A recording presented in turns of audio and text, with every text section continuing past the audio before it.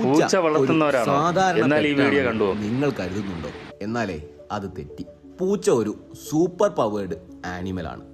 ഈ മീശകൾ വെറും ബ്യൂട്ടി അല്ല, അത് അൾട്രാ സെൻസിറ്റീവ് സെൻസേഴ്സ് ആണ്. അവക്ക് വായുവിലെ ചെറിയ മാറ്റങ്ങളും ഇരുട്ട് നിറഞ്ഞ വഴിയും പോലും കണ്ടെത്താം. പൂച്ചയുടെ സോഫ്റ്റ് പാഡഡ് ഫീറ്റ് ശരിക്കും ഒരു നിഞ്ച മോഡാണ്. ഇരയിലേക്ക് സൗണ്ട്ലെസ് ആയി നീങ്ങാം.